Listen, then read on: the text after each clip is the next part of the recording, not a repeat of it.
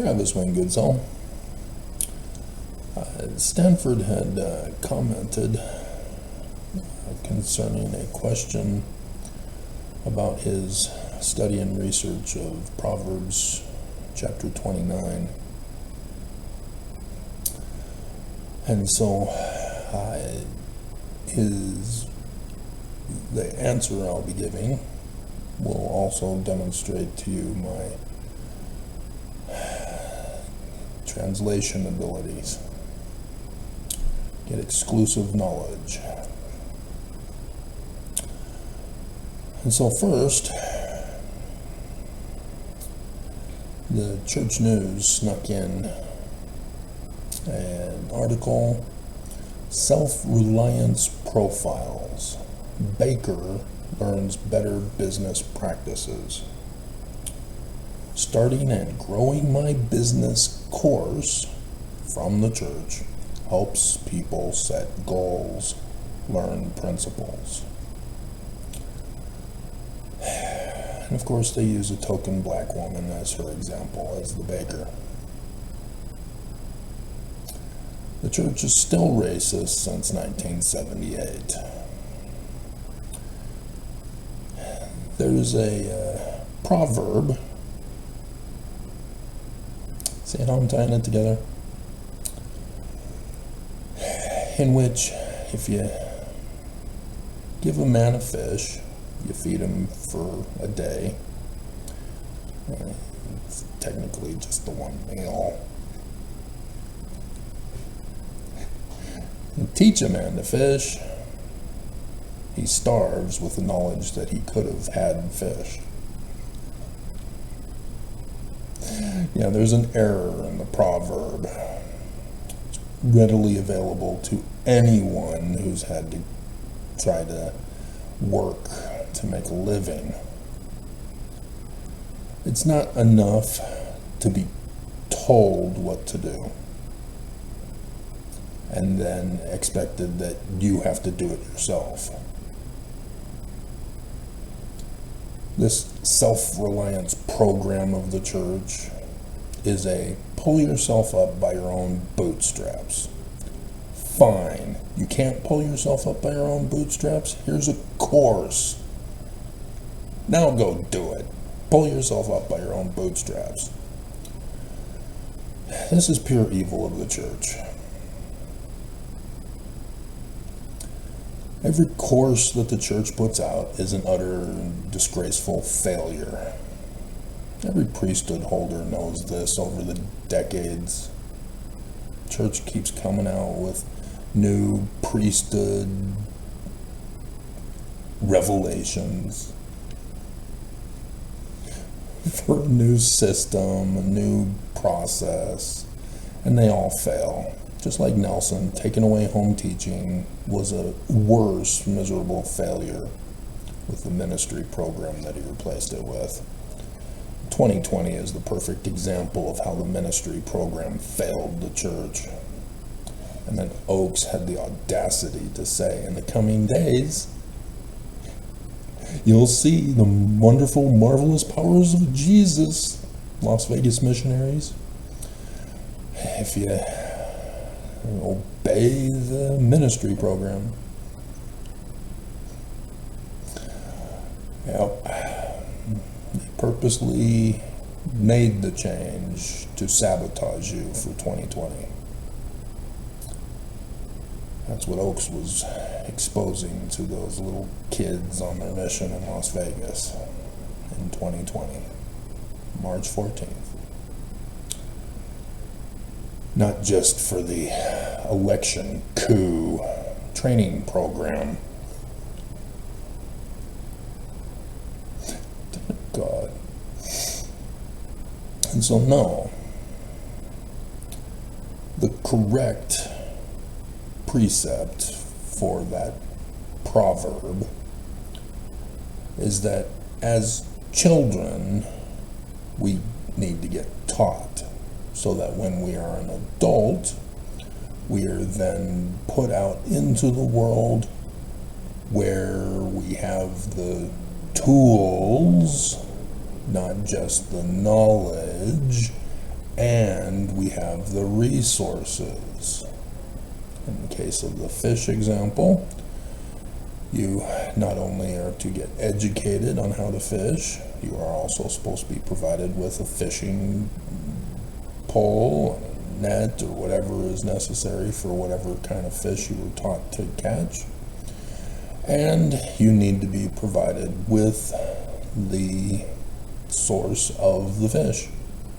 And the fish have to be of good, healthy stock. Otherwise, the education is worthless. And the church, being as filthy rich as they are, instead say, fine, you're not listening to the Spirit, you're wicked, you're slothful, fine, here's a course. Now you've been told, now you're under a higher law, and if you can't pull yourself up by your own bootstraps now, well, it's your fault, you're going to outer darkness. You're on your own. And this kind of mentality was passed through my dad's family.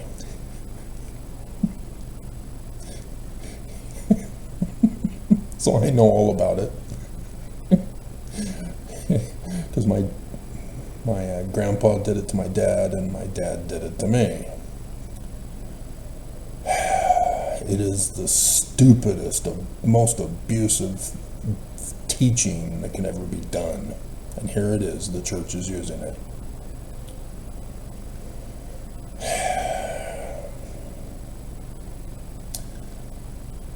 I've gone over with you the scriptures on how every single ward in the church is required. This is Joseph Smith. Required to have a bishop's storehouse. And I did that publication. I had, when I was indefinitely incarcerated for filing a petition for redress of grievances against the church. For 6 years I was indefinitely incarcerated. I'm a terrorist. How dare I adhere to my First Amendment rights? And I got revelation on how to build, design, and run Zion after the Hinckley dream that I got. And one of that was the idea of a bishop's storehouse at each ward. This was a compromise. This was a branch off from this. This was published after I had been freed miraculously, in which I wanted to lead into it. And so I recommended the suggestion that under the current system, having a bishop's storehouse for each ward, and technically even each stake up the chain, so that the stake can provide for the wards, and then the stake would get it from a region or an area, and so on and so forth, until you have the main central hub of the church storehouse that isn't the only wards are the ones that give to the people within their area boundaries. The storehouses above are backup storages that supply the lesser storages. That kind of a backup system for the storage system.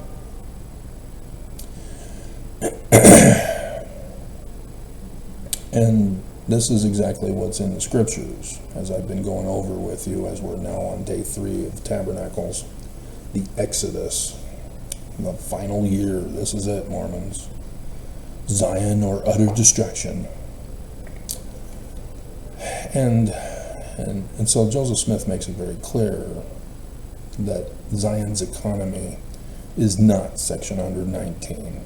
That was not by Joseph Smith. That's blatantly obvious. It's a violation of the Book of Mormon, a violation of what Joseph Smith taught. And so obviously it's exposed as a forged document of Brigham Young. And sure enough, it was put in Brigham Young's Doctrine and Covenants after Joseph Smith was assassinated in 1844. He needed to get people fooled into believing he's the rightful successor and to get people to follow him. So he mingled some of Joseph's actual writings that had not been published in the 1835 section, or Doctrine and Covenants, and then threw in the section 119 as we know it, so that he can have an economy to enslave people to him. And it was a criminal practice, and it led to the Perpetual Immigration Fund. That's the consequences of Section 119, was the Perpetual Immigration Fund. And it was that Perpetual Immigration Fund that the United States of America shut down and dissolved the Church of Jesus Christ of Latter-day Saints in 1887. Ceased to exist on the face of the earth. And yet, Wilford Woodruff still pretended to be the president of the dissolved Church of Jesus Christ of Latter-day Saints, so that Mormons would never know that they've been destroyed from the face of the earth. And so I encourage you to read over the official declaration number 1, verse 11, in that context, historical context. Church no longer exists, and there he is, and he's the president, and that they would never lead you astray.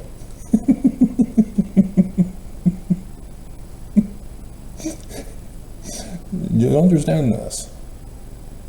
Section 119 is a forged document so that Brigham Young could exalt himself to lead Mormons as king of Deseret,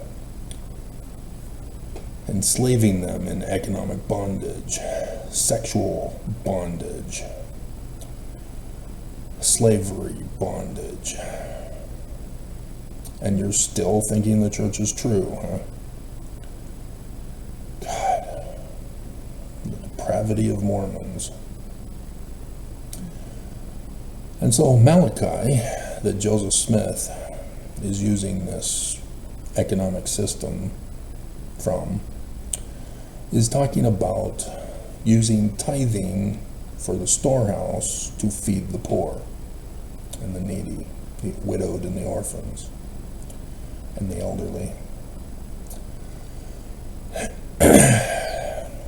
It's also a system in which it was actual food, and food has seed for more food.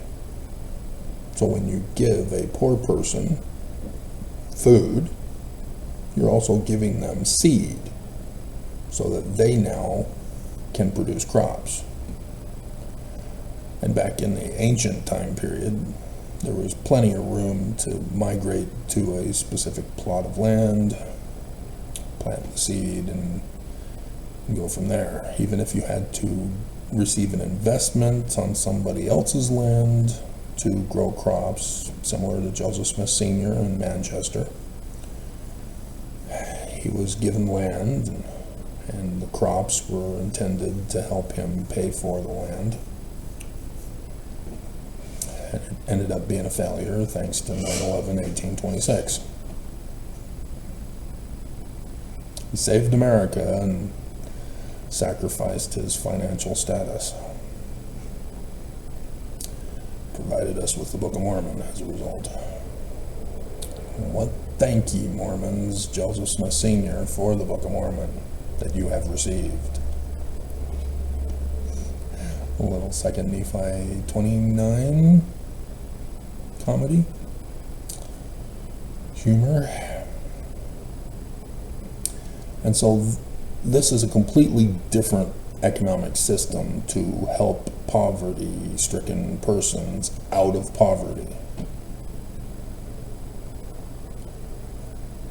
They already know, are educated on how to farm, or be a rancher, whatever the food source is that they choose to try to make a living off of.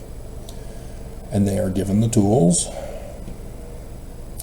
and given the seed and the plot of land. They are invested in to pull themselves out of poverty.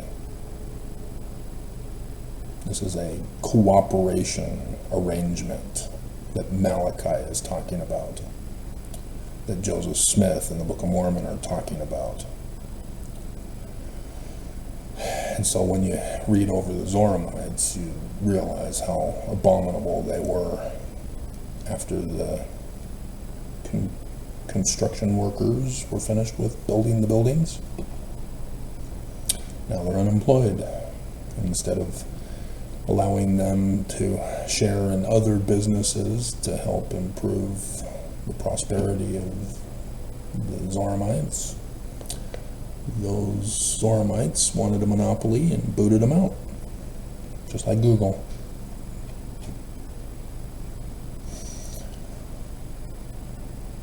The Church of Jesus Christ of Latter-day Saints is hoarding multi-trillions of dollars. And the whistleblower came out and exposed that the church's total expenditures for the whole church is not even a couple of $1 billion per year, which means that the interest of 7% back in 2019 can not only fund all of the church itself year after year, but continues to increase interest. And so he concludes the church no longer has to require Mormons to pay tithing anymore. Ensign Peak Advisors, with the interest alone, is more than enough to continue to help the church grow and develop for the rest of eternity. And Mormons no longer need to pay tithing. Joseph Fielding Smith Sr., and this is another video I should probably do rather than try to include it in this one, because we got to get to Proverbs.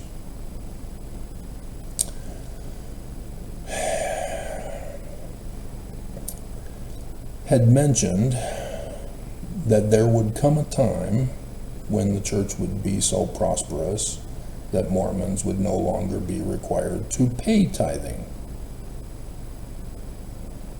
This is the sad reality of the damage that the church does to Mormons. The indoctrination. Joseph Fielding Smith Sr.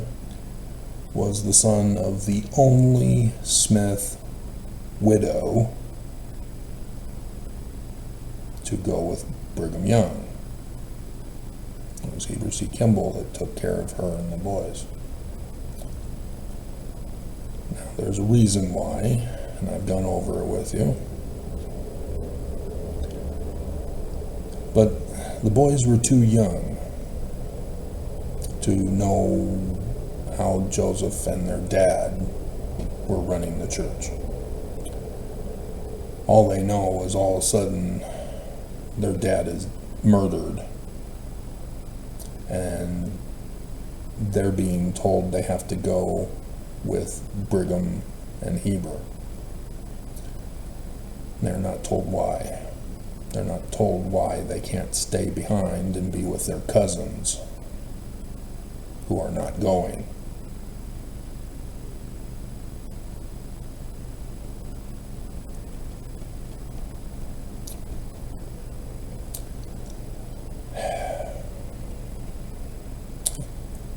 It's 1st, 2nd Nephi chapter 3, the prophecy.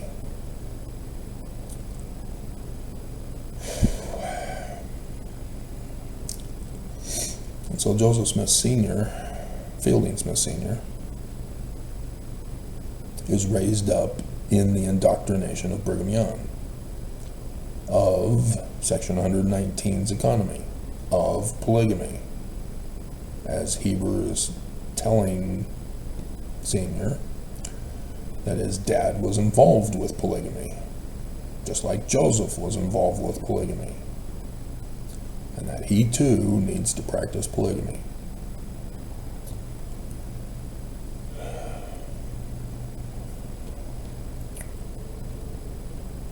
And thus we get the way to perfection, in which Joseph Fielding Smith Sr. does not understand what he leaked.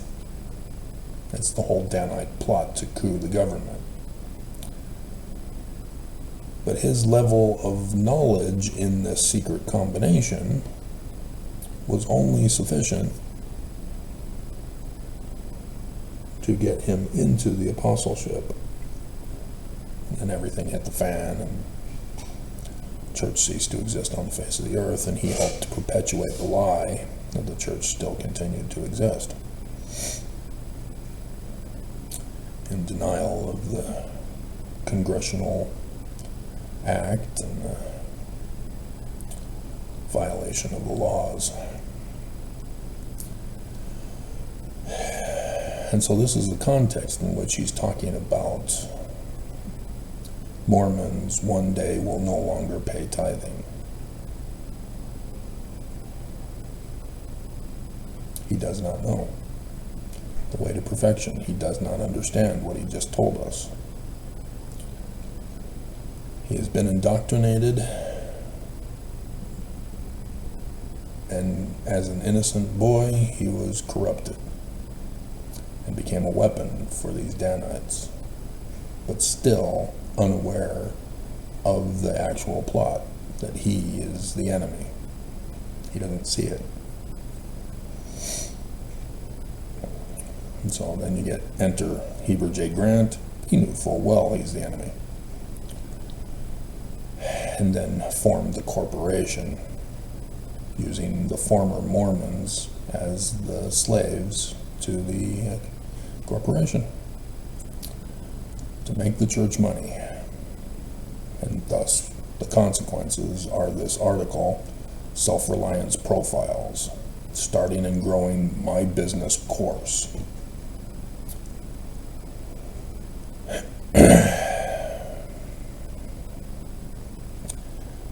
And because the church is filthy rich with multi-trillions in assets, thanks to the whistleblower of Just Enzyme Peak Advisor's source of income,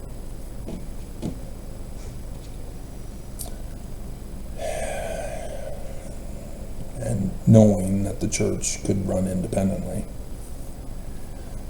the church could invest in Mormons now.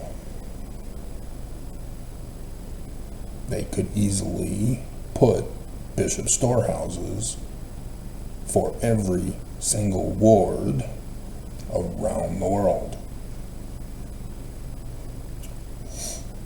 And it's a little difficult because the way the church is structured, wards share the same building,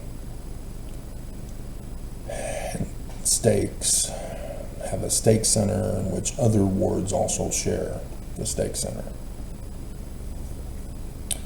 And so that's an exposure of the inability to receive inspiration that is good, but nonetheless, they're doing it to save money is what they're doing it for. Skimping on money, making the products inferior so that people have to either pay for repairs or it gets so expensive for repairing that you have to buy a whole new product. That's what the church is doing with the way the system is set up. They're cheapskates. They're Scrooges.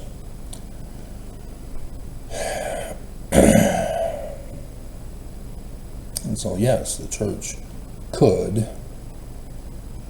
pull Mormons out of poverty and make all Mormons prosper. They choose not to. They won't do it because the church wants money hoarded And they claim it's for their mission to coup the governments of the world. And so because Cuba didn't pay their electric bill,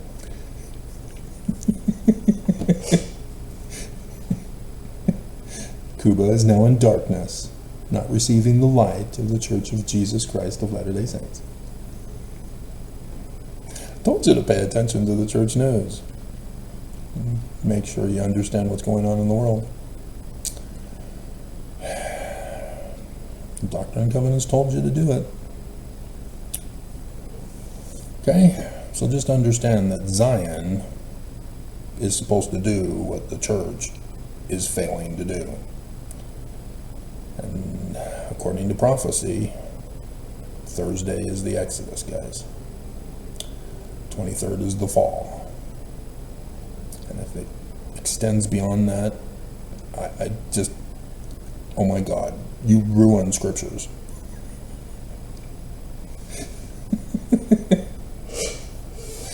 It's not my fault.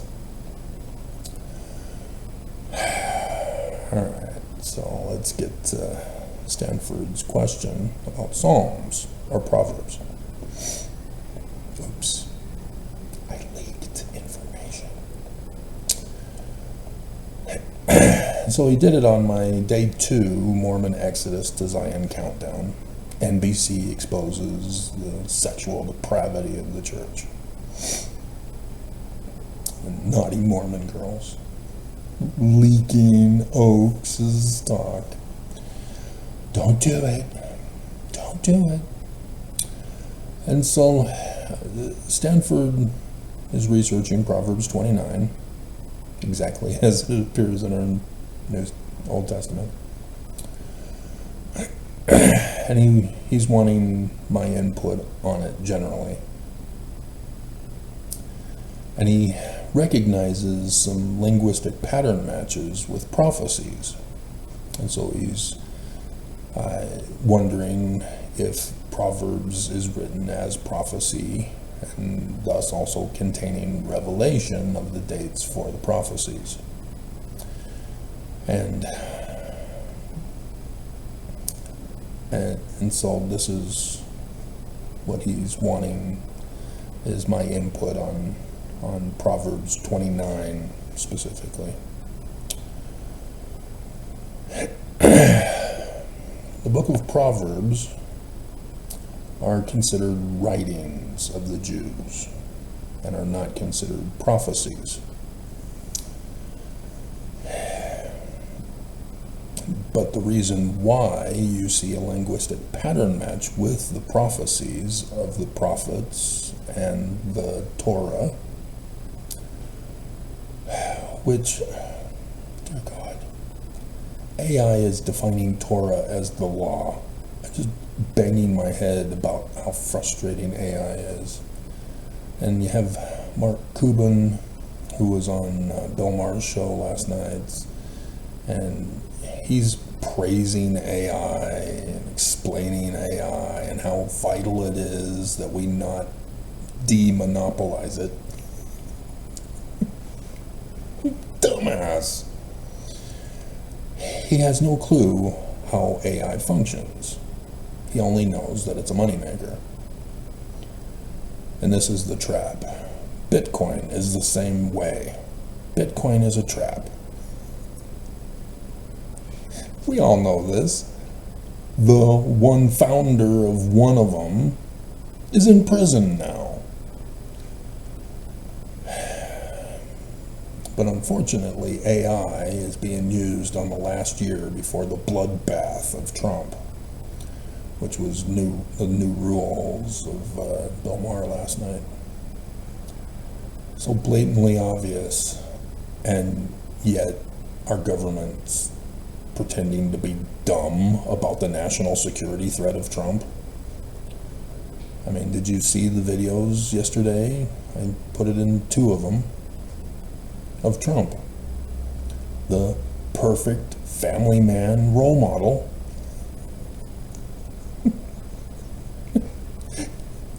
He's a convicted rapist, and he wants to ban abortion nationwide. claiming he was the one responsible, and he is, but it was the Heritage Foundation through the Council for National Policy from Oaks, the Church of Jesus Christ of Latter-day Saints, who ordered him to put in those 3 justices to overthrow Roe v. Wade. Got to know the bigger context. Got to follow the money.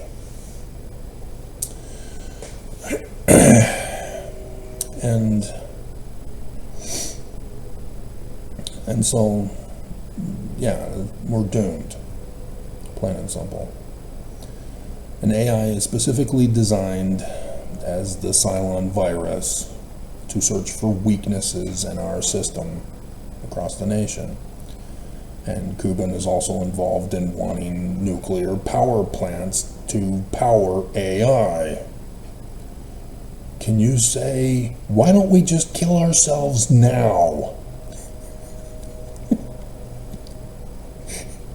AI, all this year, has been tampering with our infrastructure and our critical utilities. I did the video where I went to Supersmiths and they said the AI program has shut down our credit card machines. Nobody can pay for anything.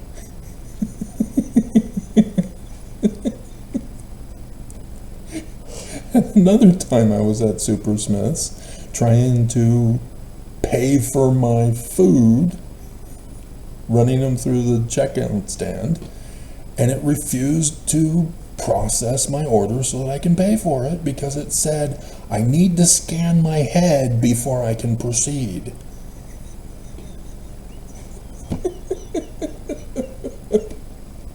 This is artificial intelligence. It is not learning. It requires humans to program it. It's a virus. It is not an intelligence. And thus why I keep going over with you AIs that are giving you false information about this church, about Joseph Smith, about the Book of Mormon, about religion of the Jews. It is not intelligent. It is not capable of learning. It is a virus. And Cuban made it very clear. Well, it's big. It's trillions of dollars on the stock market, I understand. That is scary. As a virus. YouTube is using it to attack me. I see they finally let me go yesterday. There's no explanation, no apologies, no, we're sorry for this, we're going to restore the damage we caused and make sure that we overly recommend your videos for the next couple of weeks. Nope.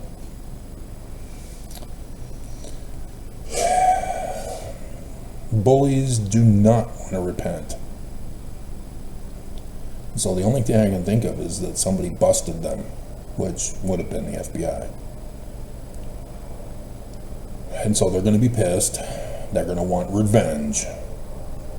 How dare you narc on us, Travis? This is the evils of man. And so, yes, this all has to do with Proverbs. I'm not giving you fluff stuff that doesn't relate to the video topic. It all relates. And so the Proverbs, we'll just get right back to Proverbs, are based off of the Egyptian documents. The writings are all from the Egyptian documents. Psalm 104 has been found in the Amarna documents. Amarna was the new capital of Akhenaten, the 18th dynasty David Moses's. And he's talking about a lion. And sure enough, There are documents also of him as a lion sphinx. This is why I told you. I am the only anthropologist of the ancient Middle East. Other people are in a subfield of anthropology. Nobody is the full anthropologist. Nobody is a translator. There are people who claim to be translators. They're not. I have to correct them, just like I had to do in order to decipher Paleo-Hebrew. And thus, the learning of the Egyptians in the language of the Egyptians, not the learning of the Greeks in the language of the Egyptians from the Rosetta Stone.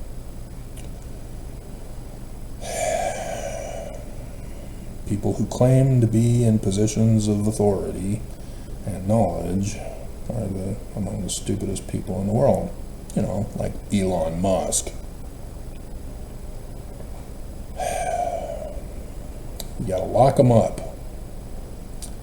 But he's extorting the government not to lock him up because of his great wealth and employment of people, slaves. But he needs to be locked up. He is not benefiting society. He is setting up society to be destroyed, along with the other billionaires. Come on, Cuban, you know this.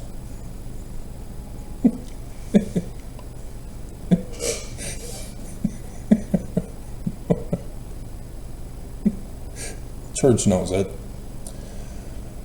And so likewise, in Proverbs 18 is the word for Pharaoh.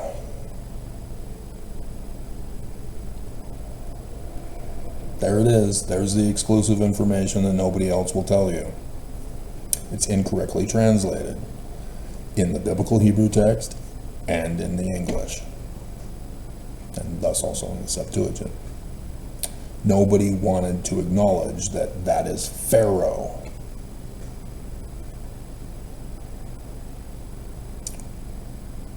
Pharaoh Yah, the moon god of the 18th dynasty.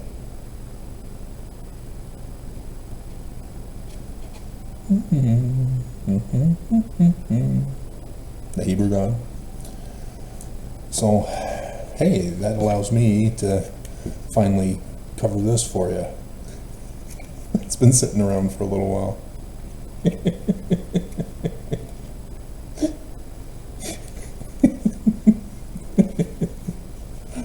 See, the Genesis author gets criticized because of the word Pharaoh and never appears to give the name of Pharaoh.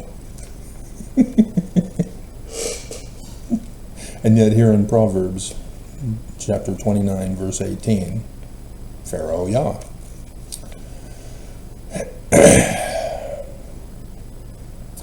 And so there's some other curious features and patterns that I would have to do a thorough translation of. It's my intention that when I get to go to Zion, right? Because the prophecies are all going to come true next week, that I'll be able to work on the translations that have not been translated, or have not been translated correctly, or have not been finished and completed with the translations. So that's just one of the billions of projects that I'll be able to finally do in Zion once everything gets built and organized and run,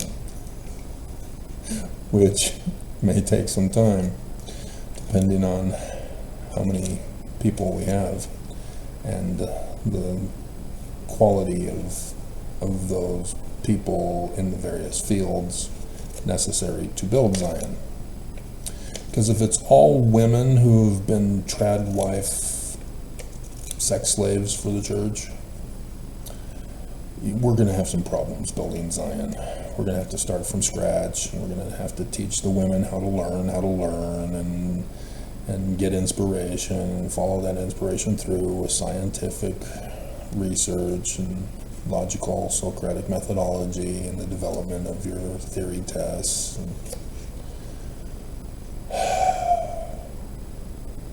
So, hopefully, since the majority of Mormon women are career women, naughty girls,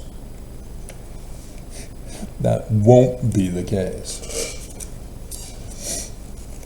See, even Mary the Mormon, as a single mom now, she's learning how to be a construction worker.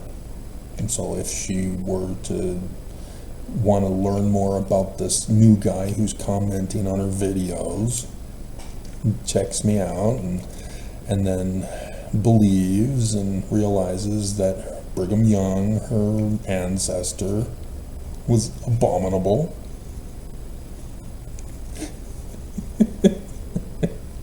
and she then would become one of the apostles because of Section 4. Stanford, he's one of my apostles also, because of Section 4 of the Doctrine and Covenants. Should I go into that? I've already dropped the bomb on Proverbs, although I haven't explained Proverbs, other than generally and briefly. They are teaching consequences. If you do good, it tells you of the good that will result. If you do bad, it teaches you of the bad that results. And thus the prophets are able to take this wisdom literature and apply it to the prophecies of the future. And thus, those who are righteous will go to Zion. Those who are wicked will be utterly destroyed. And that's where Stanford is seeing the parallel patterns between the prophecies and Proverbs 29 specifically that he's referring to and asking a question about. And so, no, these are not prophecies and revelations, but prophecies and revelations have to do with being good. The Egyptian 42 affirmations in the judgment of every Egyptian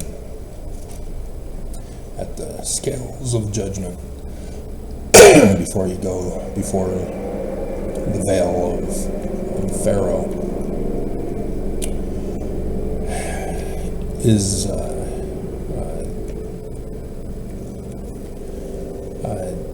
plagiarized by the author of the books of the Ten Commandments. Deuteronomy is the law, not the Torah. Torah is teachings in translation AI. Dumbass.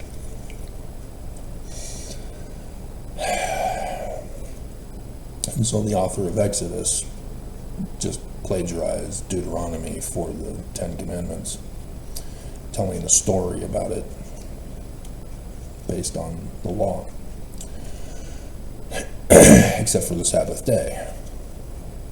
And so the 42 affirmations are worded in such a manner as, I have not done this, I have not done that, I have done this, I have done that, to show that you are worthy to enter into the presence of God and become as God yourself in that same pattern. And so thus Egyptian documents for the writings and the prophecies and the revelations in the Bible. And there's Pharaoh. Horus is also referred to, as I've done that the other day in the other passage of Scripture. But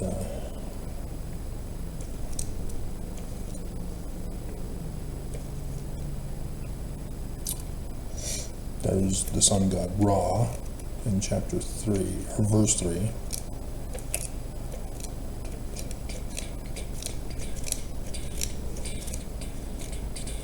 So, yeah, I'd have to do a thorough translation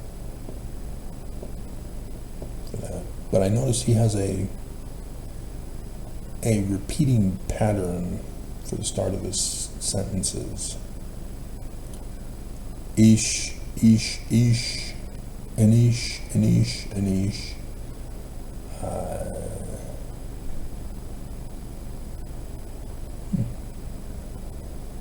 Exotic for high priest. And then uses the Baith to start several of his sentences as well. But Ish is more dominant usage to start off his sentence.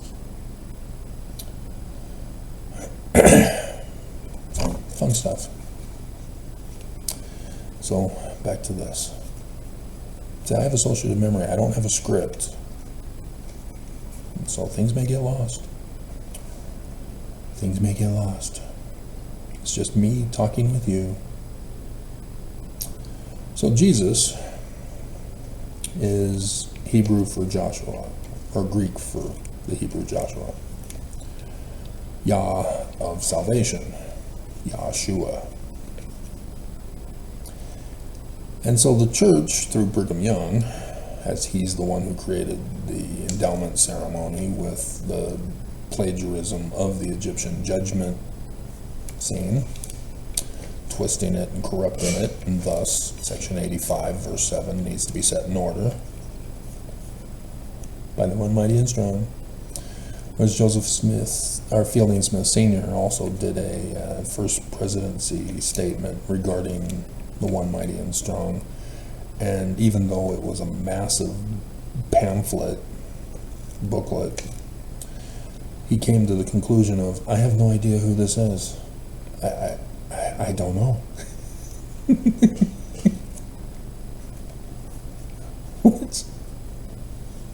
Which is so sad, because it goes along with that pattern that I talked about. He doesn't understand what he leaked in the way to perfection.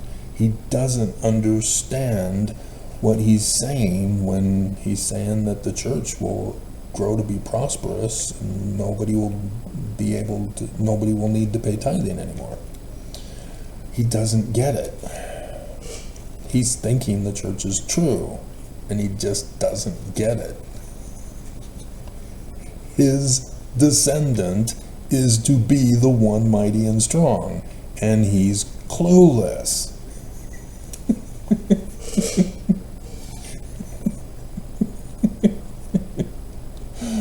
And so that was only put in the year before Brigham Young died, Section 85. It was a letter to W. Phelps, and thus was never intended by Joseph Smith for the whole church. It was Brigham Young who purposely wanted to have it put in, because Brigham Young wanted people to believe it was him. But it backfired. People were able to read and comprehend what they read and went, this is a prophecy for a future guy. Oops, it's supposed to be Jesus.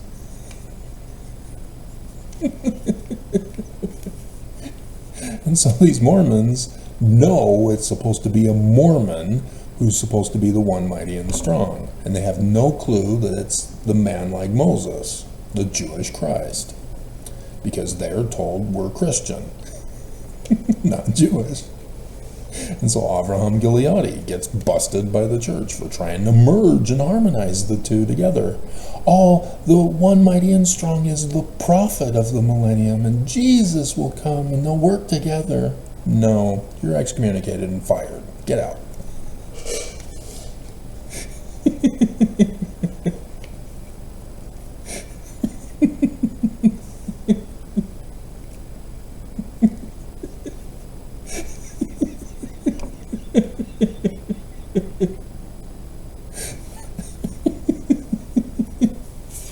Hilarious. Okay, well, they're worthless. And so, in Brigham Young's covenant path, he put in the text, which John Taylor helped him with the Hebrew stuff, the Paleo, mouth to God, or as wrongly translated, oh God, hear the words of my mouth. John Taylor is not a very good Hebraist, but nonetheless, he calls Heavenly Father Elohim, as we all know, and Jesus Christ as Jehovah. This was wrong. This is an attempt to deceive Mormons and screw up interpretation of Scripture. As my second wife made it very clear that that's the consequences of this evil of Brigham Young. She could not understand, and she refused to accept that Jesus is the Greek of the Hebrew Joshua. No, in the temple, it's Jehovah. No, it's not. And so section 110, on the third day of Passover, Jehovah comes, and Moses, and Elishua is an error in the text that I just corrected for you, and Elijah. And the church is all about Elijah because they've screwed him up. Because that's the sealing power of polygamy and human trafficking extortion to save your kindred dead. Pay us the money or your dead ancestors are gonna burn in hell. It's an extortion racket. The whole baptism for the dead was by Brigham Young and his Danites. Done the videos. They are forged documents. And so, yeah, this is a big screw up. But no, this originated from Jewish authors. They're specifically using specific names to be their particular Christ character for their prophecies and revelations, or in the case of referring to Proverbs and Psalms, referring to their deities for the source of light and truth. And so Yah is the one from Genesis, who, when upon completion, is given the new name Yahweh, Jehovah, as you understand it, incorrectly. It's a European corruption of the biblical Hebrew. And the biblical Hebrew is not accurate either, but nonetheless. And so Yah is the Hebrew God. And yes, Yah comes from the Egyptian god of the moon under the direction of David. Thought. Phonetically the same, transliterated into Paleo-Hebrew. And thus, why yesterday I brought out how the word was Egyptian, because it's phonetically the same as Egyptian. But nobody sees it because they're expecting the T at the end rather than the D. Not making the connection. It's the word Ham with the D at the end. And so that was the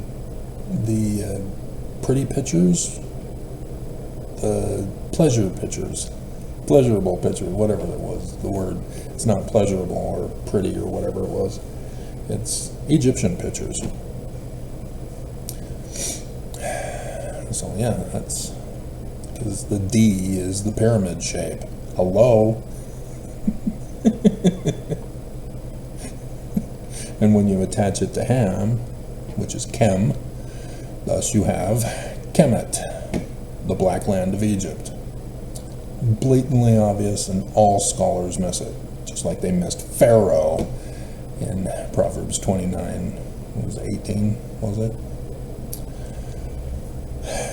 So I don't need this up on the screen anymore. And so Yahweh does contain Yah, just like Joshua, Yahshua. And then, yes, there are those who know that there are fuller names of it, Yahashua. But when you're looking at the text, if it only shows Yahshua, It's just Yahshua. Don't add what isn't there just because it's somewhere else in another author's book. All these people who think they're smart and they just expose themselves as dumb. And so, yes, the new name is based on the root name of his original name, Yah, in Genesis chapter 1. And I've gone over with you how it's the Heliopolis creation glyph, the three combined together. The heaven, the earth, and the shoe father between them, separating them to prevent them from having sex anymore. But oops, she's pregnant. You're too late, Daddy. Grandpa didn't tell you to stop them soon enough. So yes, the Egyptians had multiple translations for a single hieroglyph. It's a visionary language. And thus, interesting, should have kept it up on the screen. The word for vision is not the word for vision. It's translated as saw. We'll bring up because the pattern does not work for it to be a verb unless you move the N from the previous word for nothing to it, and then now you've got a different word there, and thus the whole translation is completely screwed up and it needs to be redone as a result. But there are patterns for linguistic grammar that need to be adhered to, and thus why I would need to go through and render a complete retranslation of it to find one linguistic pattern rather than the multiple linguistic patterns in it.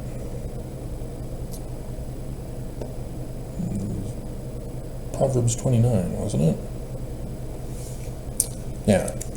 Where there is no vision, and so it does put it in the noun position, but there's some problems, just like there is with Genesis. So just understand that it's not translated correctly.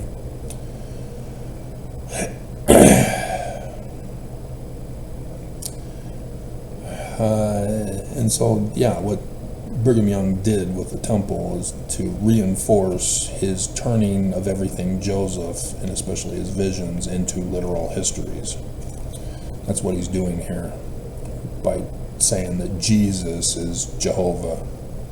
Because Jesus, technically, as the Jewish Christ, is also Moses and also Elishua, remember?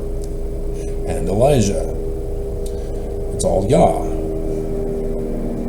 And Ishmael.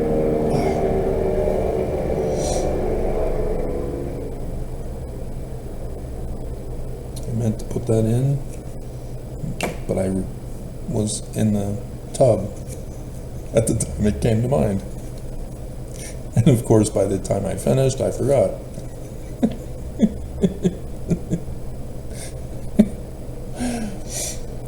And so Elijah, Jeremiah, Isaiah, Zephaniah, Mosiah. Did you catch that? That's me. I found that one. Moses, Yah. Zechariah, Hezekiah, Joshua, and Ishmael. They're all the same deity, just different characters, with the baby name differences pertaining to the meaning of the stories. And so that's why Pharaoh is in there, because it's from the Egyptian documents, referring to the 42 affirmations on how to be good, and teaching you that if you are just and you are good, then blessings and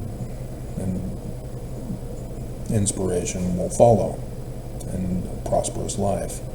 Whereas if you are bad and you fail your judgment, you crash and burn. And thus the prophecies and the warnings of the prophets.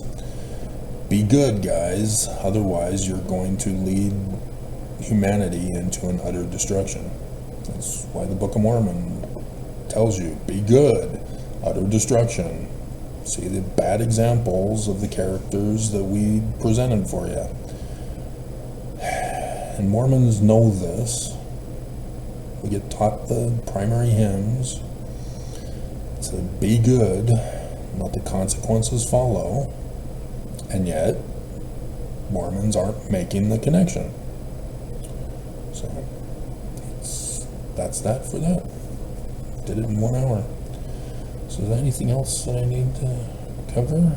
Got the thumbnail picture all ready for you. The Hymn of Aten for Psalm 104 with Akhenaten as the lion sphinx in the bathing in the glory of the Aten disc, which was the replacement of the priesthood. Section 84, isn't it? Let's finish up with that one. And so, yeah, it's the David-Moses dynasty. The Amarna period is from the David-Moses dynasty. Yah, the Pharaoh Yah, from the David-Moses dynasty. Yah Moshe, specifically, is the founder of the 18th dynasty. Gave birth to the David Moseses. That's who they're talking about there. Section 84, and then Bruce Arm. It is? No? Yes, greater priesthood.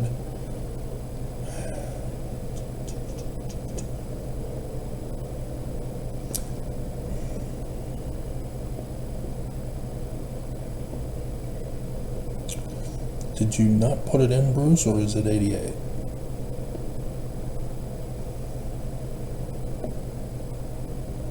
No, it is 84. You left it out, dumbass. Purposely covering it up. He didn't want you to know about Moses.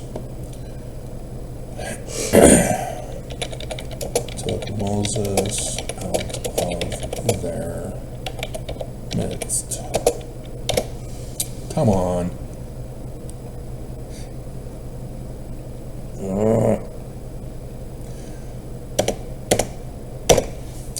Only the one. Yeah, section 84, verse 25.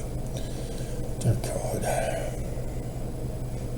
And so, Moses, the 18th dynasty, David Moseses. Thus, the man like Moses is a descendant of King David. Not a coincidence. This is why I've been telling you this the whole time. Talking about the greater priesthood holding the keys of the temple, washings and anointings to enter into the presence of God. And thus the mysteries of the kingdom, the key of the knowledge of God. I just already told you. Therefore, in the ordinances thereof, the washings and anointings, not the covenant path, swear by your throat to obey us and be a slave, kill yourself to protect us from prosecution, and don't you dare criticize us. You need to be involved in sex trafficking, prostitution of multiple women and little girls down to age 11, not 10 as Arizona wants it. And so without these priesthood ordinances of Amen, remember, section 107, the order of Amen, that's what he's talking about here. You can't see my face and live.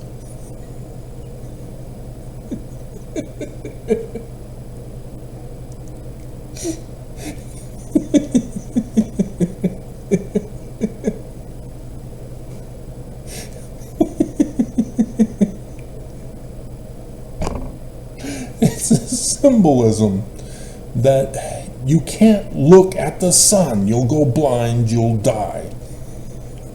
You can't stay out in the sun because you'll burn. You're not, you can try to tan. It's not helpful. We do need the sun because of the vitamin D.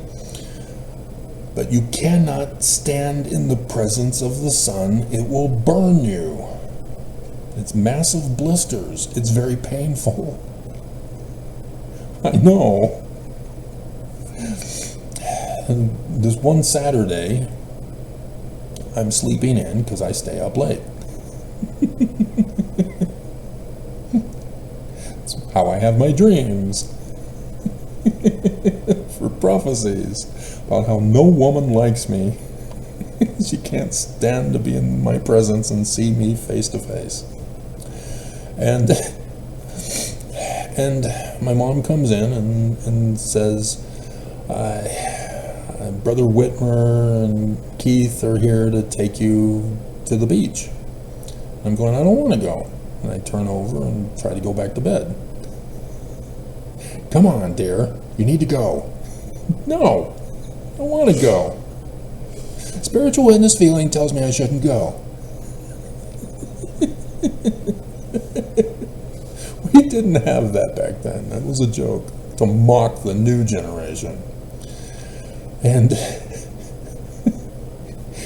so trying to force me out, trying to take off the sheets and all this, I'm defiant and I don't want to go. And so then Whitmer and Keith come up and they're trying to convince me to go, and I don't want to go. And my mom comes in and says, you better go, or I don't know what kind of punishment.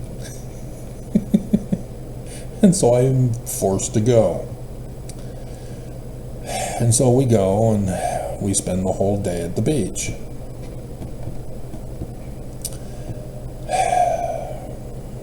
And Mom forgot to make sure that I had sunscreen.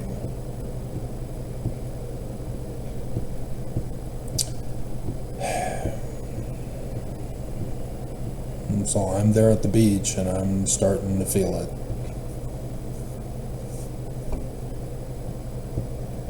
I know I'm in trouble.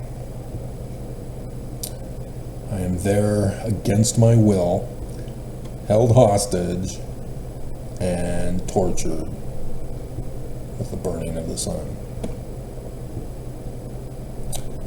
And I was down for over a week, bedridden, in pain, blistered.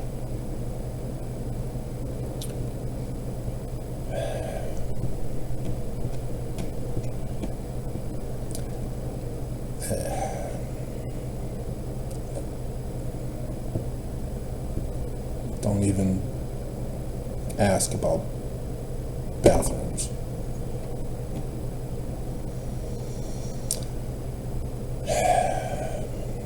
Nobody wants to listen to me. Everybody thinks they know better than me. So anyway, thus, using the Proverbs to tie it all in, you got to be good. The people, house of Israel, are wicked. They harden their hearts and therefore could not endure the presence of Moses. They don't believe him. They are rebellious. They're disobedient. And thus, Moses is removed from their presence. And they could not enter Zion with their Christ. This is what Akhenaten had to deal with. The consequences follow. If you are good consequences of going to Zion and seeing me and being able to endure my presence. Being bad, you don't want to go to Zion. You don't like me. I'm not preaching Jesus. And so you're angry with me. You're rebellious. You mock me. You criticize me. You put a thumbs down. You send me a hate comment and a death threat and a false testimonial about how true the church is and how dare I speak against it. And I need to repent and believe in Jesus and a living prophet who will never be able to tell you what I've told you in this video. He ain't got the gifts. And so thus, you don't go to Zion. You don't enter into my presence. That's what he's trying to say. That my last name, Sun God, is not just my name. It's me. And he's likening it unto the sun. Thus Joseph Smith's first and second visions. They're dreams, they're not literal history. That's why he didn't have baptism in the Holy Ghost to endure the presence of Jesus in all his glory. Or Moroni, who was resurrected in the first resurrection, which is the pre-first resurrection, which was actually the second resurrection after Jesus Christ's first resurrection.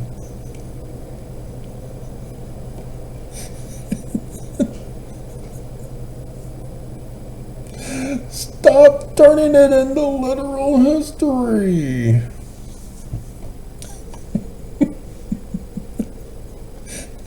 It's the key of AI.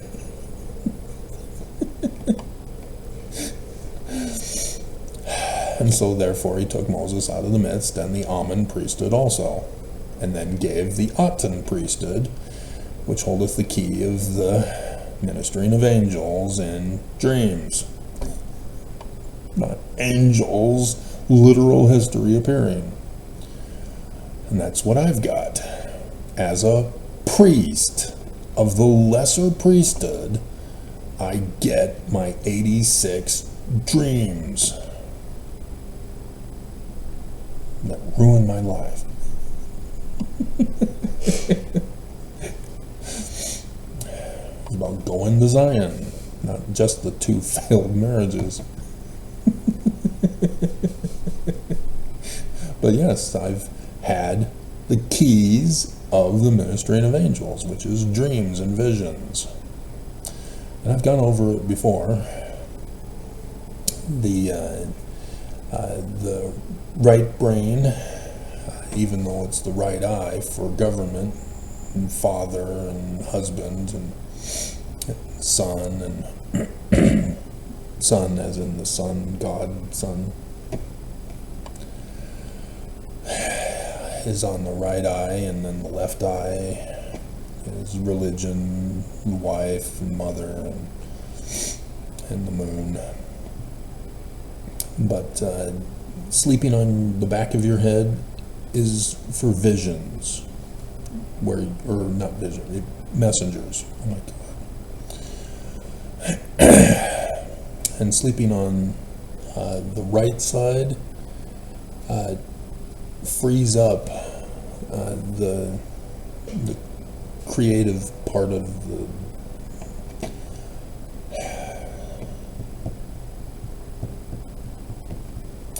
I had it figured out at one time, and I've been slacking off on that, and I need to get back to it in Zion, explaining the dream interpretations.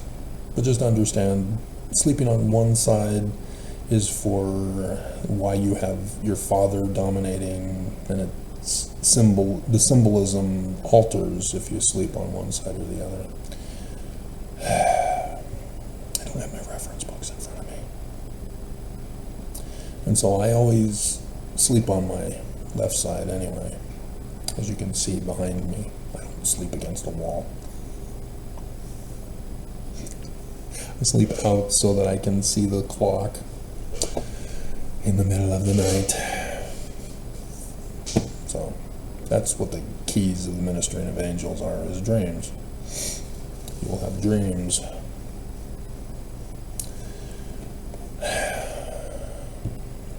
And gospel.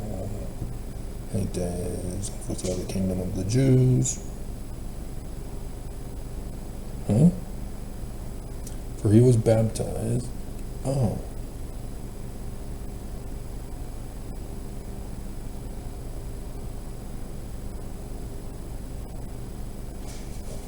This is interesting. We're just going to do a whole new video now at 1 hour and 15 minutes in. For John the Baptist was baptized while he was yet in his childhood and was ordained by the angel of God at the time he was 8 days old unto this power to overthrow the kingdom of the Jews. But it's not the kingdom of the Jews he's overthrowing. That is fascinating, Joseph. That's the Danites. 8 days is when the boy is to be circumcised. Fascinating. To make straight the... He's using this, because John the Baptist is Joseph Smith, the forerunner to prepare the way for the Christ.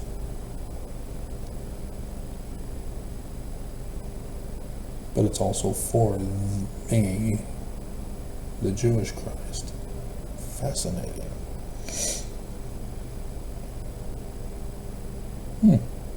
And Moses didn't want to talk, or Bruce R. McConkie didn't want to talk about any of this in his little summary